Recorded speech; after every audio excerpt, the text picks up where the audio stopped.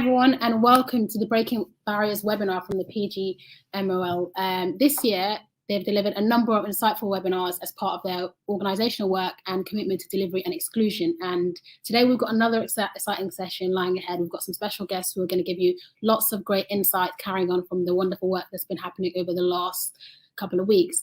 We've also welcomed audiences and shown growth and hope for a greater inclusivity in sports. And this discussion will be centered around the experience of British Muslim men and women participation in refereeing, I guess, in sport, and how they really got into their sport and how they're trying to inspire their communities within the game. So I'm really excited as your host, and we've got an amazing set of panelists coming up over the next half an hour, 45 minutes or so. So my name is Fadumo. I'm a social media editor here at The Telegraph. I'm also a freelance reporter with Refresh Sport. Really honoured to be here today to speak to a wonderful number of guests about our love of the game and about our love of football, and maybe a point or two about Manchester United, but I'll try and keep that brief.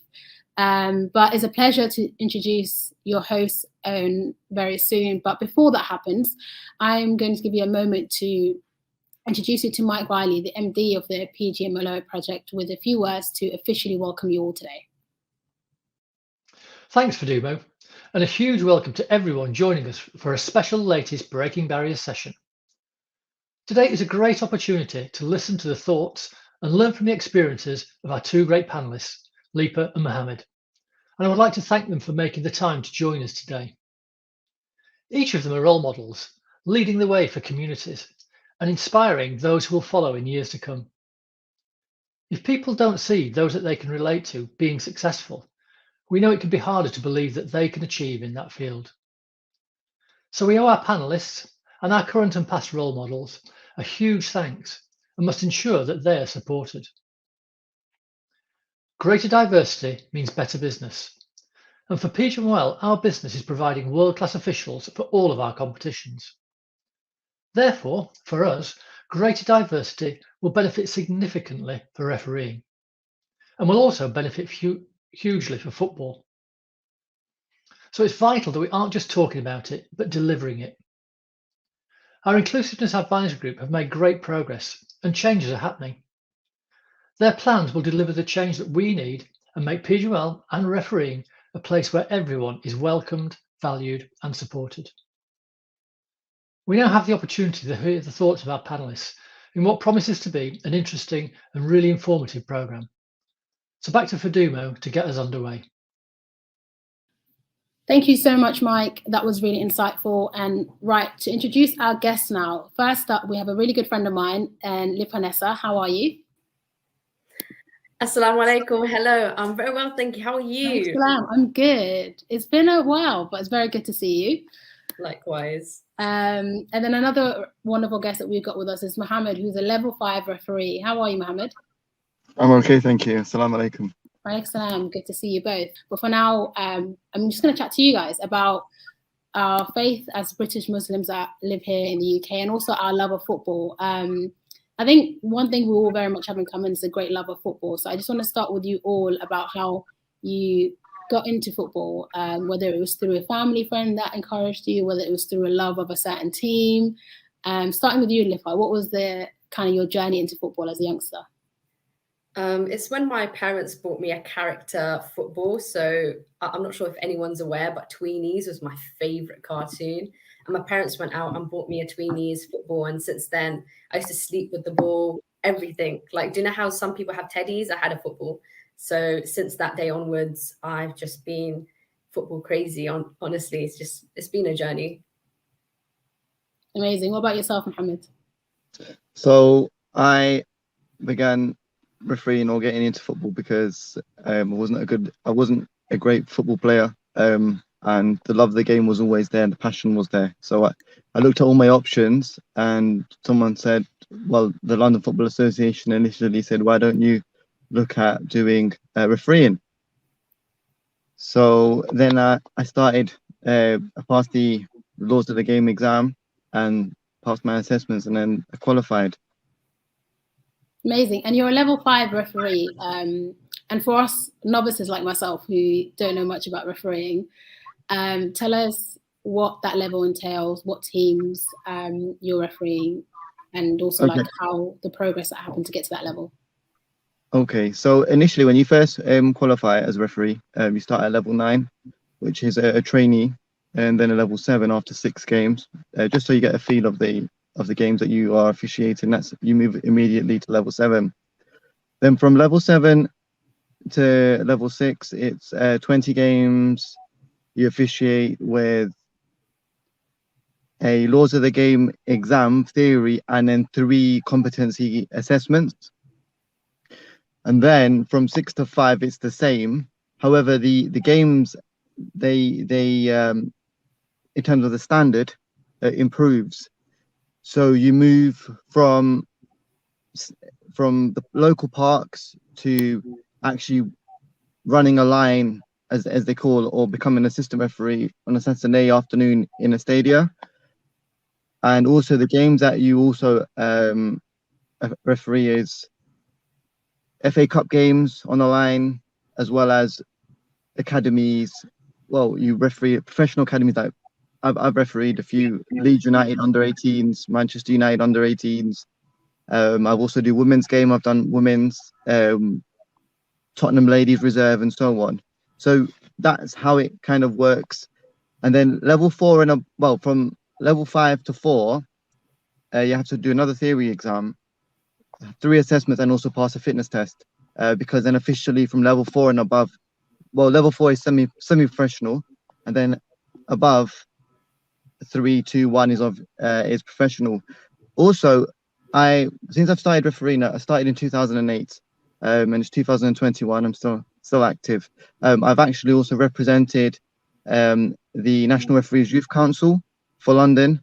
That's how I also know Umar as well. We're both on the same council, and what that entails is you go around England and you go to conferences, but you also speak to young referees or referees at grassroots and try to offer them support and try to help them in their own development. I've also done mentoring as well for younger referees, 16 and 18-year-olds, just to help them, because there is a lot of mental, you have to have mental understanding, and it's quite daunting, especially a 16-year-old or an 18-year-old that's going into open men's football, where it can be quite difficult. So it's understanding their challenges and helping them to overcome the barriers. No, that's fantastic. It's amazing work that you're doing. And speaking of some of those barriers, what were some barriers that you may have felt that you faced early on in your sporting career, Lipa?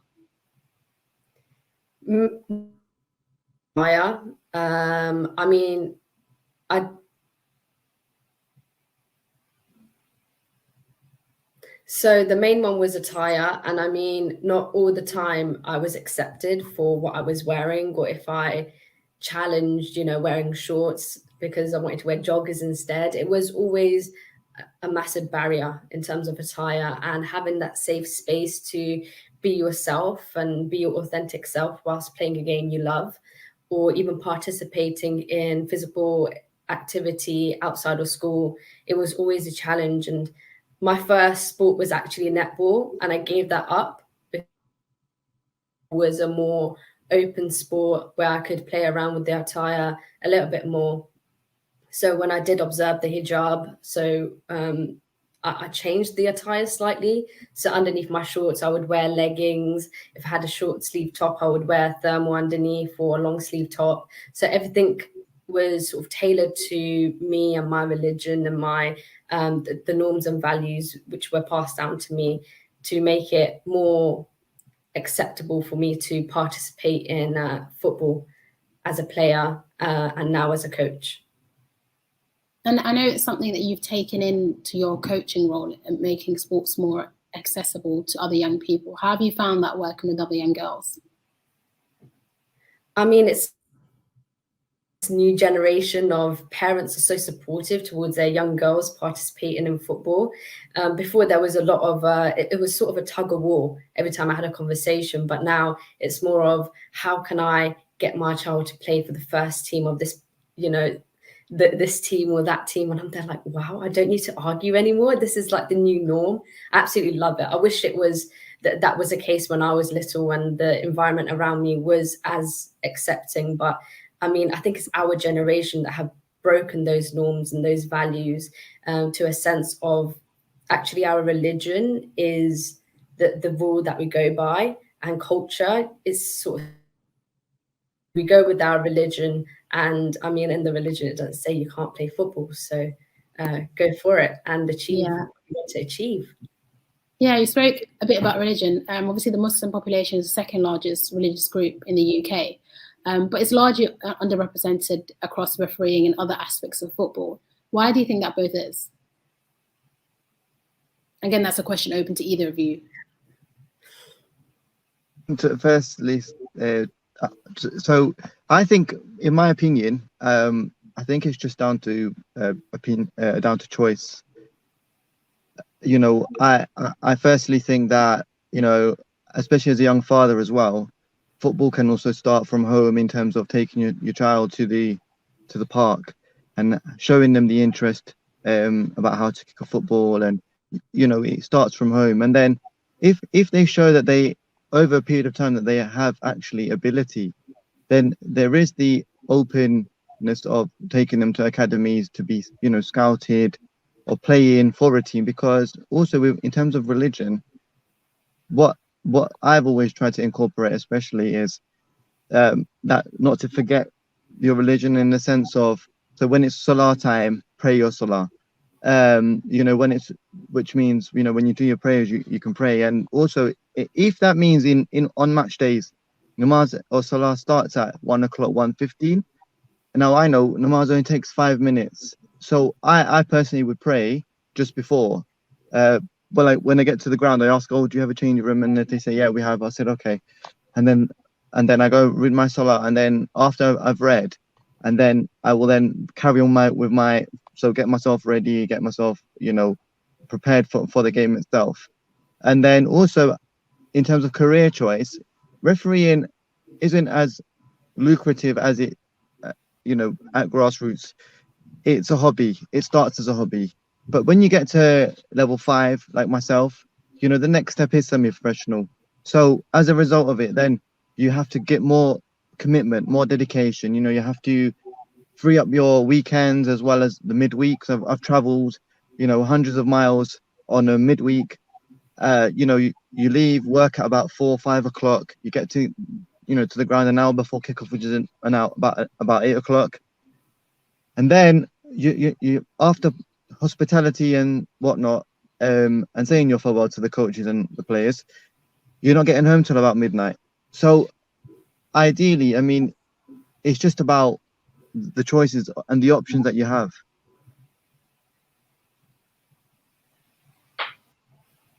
Yeah, no, absolutely, I agree. And what about yourself, Lipa, on that point of Muslim, I guess, being the second largest religious group in the UK, but it doesn't translate across, I guess, anything from refereeing all the way down to coaching to participation in football? Why do you think that is? And also, I guess, in women's sports, because you don't necessarily, even within the WSL and within even lower leagues beyond that, you don't see that many Muslim women involved.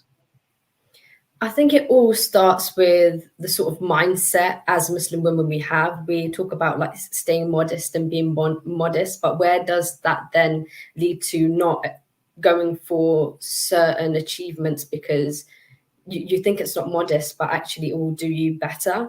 And I think associations like Muslim Sports Association allow for women to have that space to be their authentic self. And sometimes we forget that even after having a child, you could go back into playing sports or go back into coaching, refereeing, and we don't have that avenue. Sometimes it's lost, or sometimes we think it's not in our reach. And MSA sort of provides that setting and environment for people to come back, especially Muslim women, where sometimes they wear a veil and they want to actually take all of that off and play badminton, play football, but they don't have those environments to do so.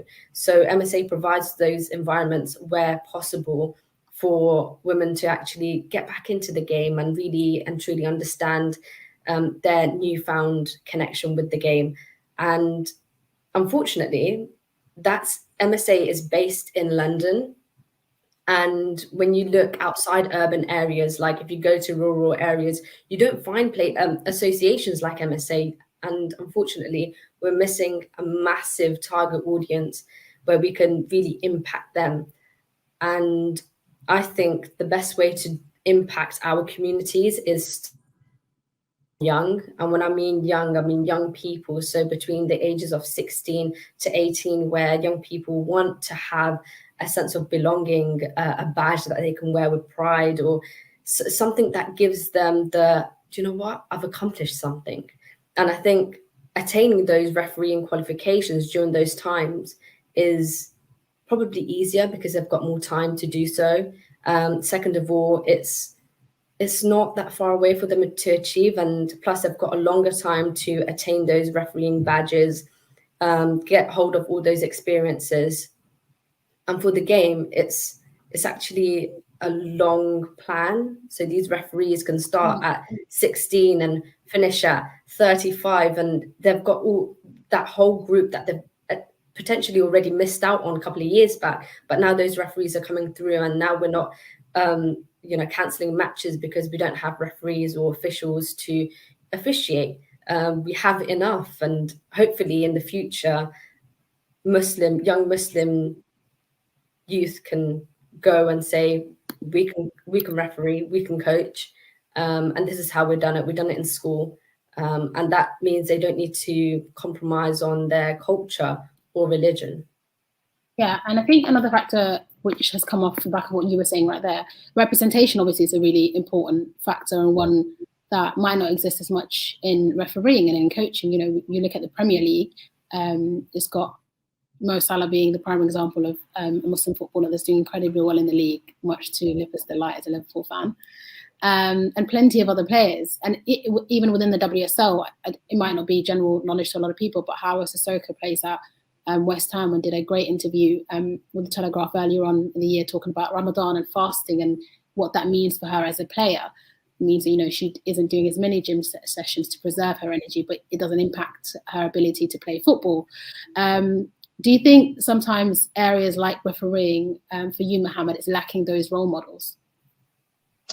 To be honest with you, I don't think it is. I don't think it is lacking role models, to be honest with you, because the Refereeing Association, even the County FA, they're very, very supportive. And then, as you say, when I moved from London to Manchester, I made more connections in terms of the football itself, especially with Muslims, because you see them running, you see them officiating, and yes, they're a higher level than you.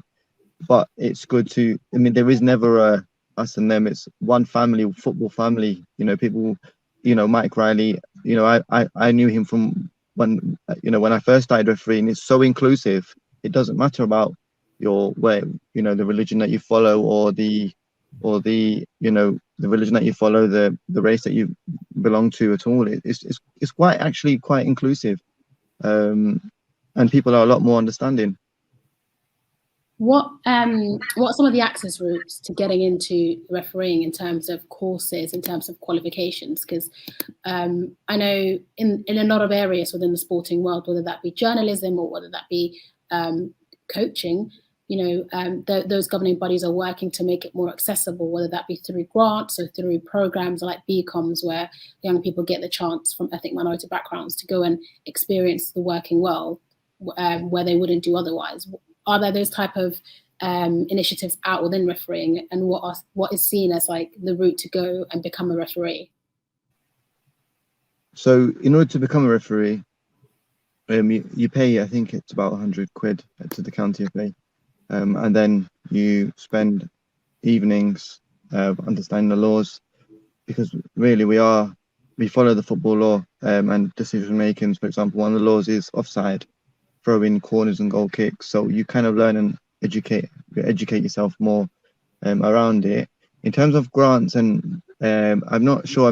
There was previous proposals of, especially with people from maybe not so privileged backgrounds. I remember there was a proposal when I was on the council about offering that kind of grant or a set.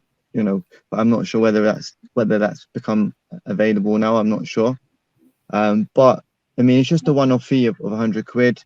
Like I said, you follow, or you spend some evenings with the county, and you learn the game itself, and then you do your exam, and then once you pass, then because with refereeing, you also get a fee at grassroots level. It's about £30. And especially as Lipa has said, for 16 to 18-year-olds to earn £30 for 2 hours, it's quite a lot of money to be honest, So, but the only thing is, the downside is that when it's all weather permitting. If the weather is great, then yeah, you've got a game on. But if you haven't, and you freed up your weekend, say like the weather, if it's raining, it's snowy, you're not going to get a game potentially because of waterlog and so on. So I think it's just down to, and to be honest, that would be how refereeing at grassroots level works. And you just work your way up through promotions, through exams and competency assessments by, national observers and so on, who will help you along the way. Yeah, definitely. It sounds like it's a lot of development work, but worth it in the long run. We've spoken obviously a lot about our faith as, Muslims who are sat here, and how we incorporate that into our everyday lives. Mohammad, you spoke about being able to pray before you go to games, and Lipa, you spoke about changing or at least customizing your attire so it's in line with, your hijab and your modesty. Do you find that that's helped in terms of like tackling Islamophobia, or is that something you've seen within football, either as a referee or as a coach for you, Lipa? It hasn't really affected me in my coaching career, if I can say that. More people are curious. So I coach kids between 3 years old to 7 years old, and they're quite curious, like, "Miss, what's that on your head?" And you're sort of giving them an RE lesson with a football lesson, which is quite interesting. And I've never had any conflict on the pitch during training at all. So it's more about curiosity and allowing people to be comfortable enough to ask you those questions of, why do you wear that, and tailoring it to their age group, because you can't tell a 3-year-old, oh, it's because I'm Muslim, and it helps other people identify me as a Muslim. You kind of have to put it in a certain way for them to understand, and it's sort of managing that. Yeah. But other than that, I've never had any negativity, mostly support and people wanting to help.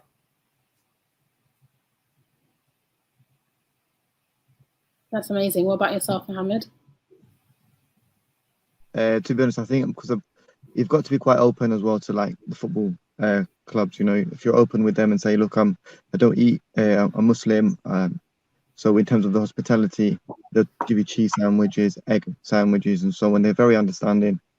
And to be honest, no, I haven't. I've never received any Islamophobic abuse at all. And I guess for you both, what can football and society do to help tackle those issues? Is an issue that neither of you have experienced, but it is one that is heavily reported, and that we doesn't know, unfortunately, happens to some players at time. How do you think football can help, or society can help to tackle those issues? I would say to further educate sport providers, coaches, educators with resources in how they can do it, because you can't expect a 16-year-old referee to know what to do when, someone's shouting out racism or Islamophobic, slurs on the sideline. They probably have never come across this at all in their life. So how do you then educate a 16-year-old who's starting off their refereeing career? And then those who are like 40 plus who still want to referee, but during their time, it was okay to say those words.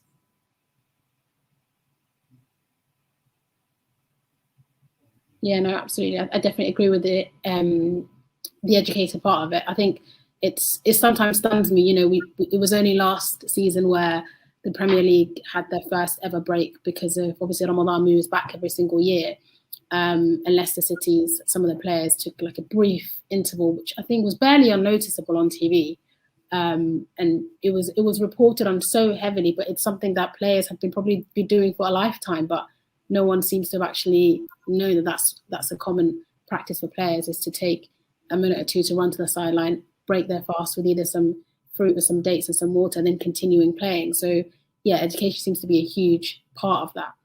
Do you have any other insight on that, Mohammad?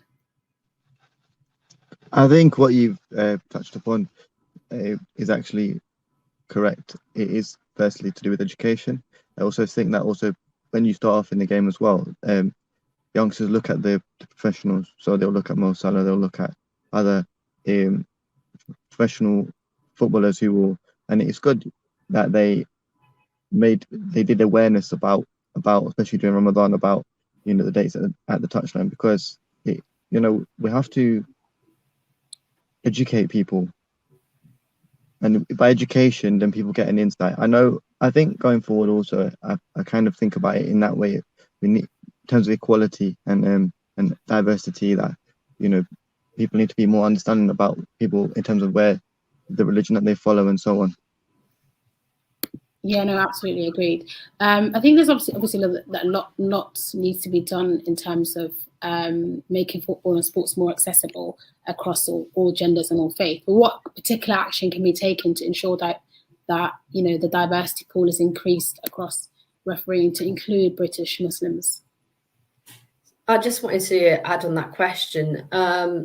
So I live in a rural part of England, and I'm always called up to this local Islamic school and surrounding Islamic schools, but they're in cities. They're like probably 45 minutes away from where I live, but they are so eager for someone that looks like their students to actually come in and referee, to come in and coach their students. So their students can see, okay, this role is attainable. I can do this.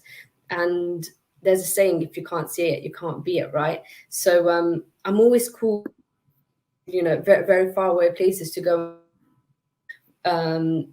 facilitate play. But why is it that they're coming to me, a person who's 45 minutes away, isn't help facilitate those activities? And I think there needs to be more of a clear communication with governing bodies and local schools and educators to say, do you know what, we have this person that could come in, even though they're not Muslim, they're female, and they could come in and help coach your girls. And I think that needs to be a step that has to be done, a clear communication through regional FAs, local FAs, to their educating partners. Yeah, no, absolutely. I think on that point, it does remind me of the fact that there was research that came out, I think, a couple of years ago that said Muslim women are more likely to be inactive compared to other groups, and they actually only make up 50.7% of activity in the UK, which is the lowest of any other group in the country. So it does make you wonder about what further actions can be taken on in terms of trying to get more Muslim women into sports. For you, Mohammad, what advice would you give to someone thinking about beginning their refereeing journey, having gone through it yourself and still continue to go through it? So I think that what advice I would say, go for it, because when I first started refereeing in 2008, I was about just in my early, just gone, well, I was about 19 or 20, and with refereeing, it taught me about leadership, it taught me about decision making, it talked about, in terms of the experience I got in terms of it being integral in the game itself. And then when I went for job interviews, I talked about it, and the employers were impressed. So, because I also feel like, especially during COVID, yes, we had there was a national lockdown and so on, but then obviously now we've got through it. It's about where you then carry on doing what you're doing, and as long as you maintain, you follow government guidelines and so on. But at the same time, it's just, don't let anything stop you, especially in terms of football. If you've got a passion for it, you go for it, and that's with any interest in life. And the county FAs, like Lipa said, she said about the county FAs and the national FAs. Yeah, they do need to do more, but at the same time, if you don't have an interest, it won't happen. For you both, what are some of the skills that you've learned from being in football, whether that be as a coach or whether that be as a referee, that I guess have worked really well in your everyday life? And I guess you've been able to transfer to other areas of your life. I can tell you right now, introverted. I was that kid in English class that used to count the lines and practice her line before it came to her. And now I'm the person that I can speak at events and I can transfer it into my personal job in consulting. I could sit on the board of trustees at MSA with full-on confidence. It also gives you clear. I might be a bit rusty, but I promise on the pitch it's much better. And in terms of time management, discipline, football gives you such a great opportunity to really develop those skills and to then transfer it on into later life, whether it be in consulting, on a trustee board, or even being a doctor or lawyer. You know, I'm not going to keep those out either, so they're very transferable. What about yourself, Mohammad? What are the next steps going forward in your footballing refereeing career, and what's, I guess, the ultimate goal for you? The ultimate goal would be to turn professional. We'll go to semi-professional as the next step. But in terms of transferable skills, it is about communication and being honest with yourself as well. If you've not had a great game, reflect. You know, nothing beats more than learning in life, and life is about learning. You're never going to get it right. You know, you're never going to be perfect, but you're going to learn from it, you know. And then it's just, well, time management and so on, really. Organization is another one. Yeah. So there is a lot that refereeing can teach you, or being within football can do. You know, giving presentations. How many times have we given presentations in front of people that we're not so familiar with? And it does give you confidence. You know, you're confident to give a decision. People believe in you. If you can sell, as someone told me this, it's so true. If you can sell your decision to somebody who may not agree with you, and you can sell it to them, they will agree to you. So you've got to be kind of a good salesman as well, in that sense. And say to them, well, it came off you, Red. The ball came off you. And they'll be like, right, okay, fair enough. And that would be it. Or if you don't know, say, I'm not sure, but maybe my liner might be able to help me. You know, you work as a team, and that is also another thing, working in a team. And I know I've used a lot of these skills in interviews, and it does work, because this is what life teaches you. And something else I wanted to also talk about, forgot about. I've also refereed abroad. I went to Portugal and Spain, so it allows you to, you know, refereeing in England, you can go abroad. I've been international, and you kind of see the quality of standard of football from English, you know, Spanish and Portuguese, Portuguese football, where they are. So when you're watching a World Cup, you can see why sometimes other countries might be slightly ahead of, you know, England in that sense. But then again, in terms of refereeing, it's always the English officials that are getting the World Cup finals.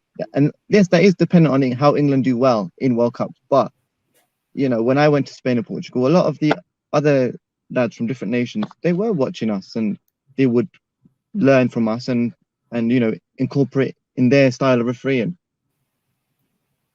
No, absolutely. Thank you both so much for a very insightful discussion on refereeing and football and what it means to be a young British Muslim working in the game.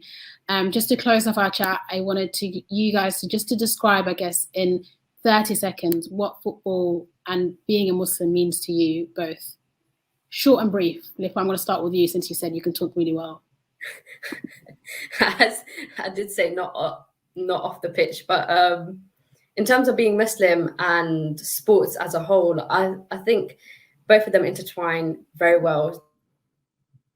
Spirituality and mental stability. And if you want mental stability and better mental well-being, then your physical well-being needs to be good as well. So sports and religion really does marriage well. What about yourself, Mohammad? 30 seconds to give us a brief line on it. 30 seconds, right? Okay. I agree. I think football and religion go side by side. And, you know, the things that you learn, especially in terms of integrity and honesty. It goes, discipline, as well as it's halal income as well. So it does work side by side, and it is something that youngsters do need. Perfect. Thank you so much for that. I've had a really insightful discussion, and I'm sure all of our viewers who are watching at home have really enjoyed that. Thank you guys. Thank you guys all so much for joining me on this panel, and hopefully for you guys who are watching at home, had loads to take away and plenty to go away with. And we'll hopefully see you soon, and keep an eye out on our socials to see plenty more content.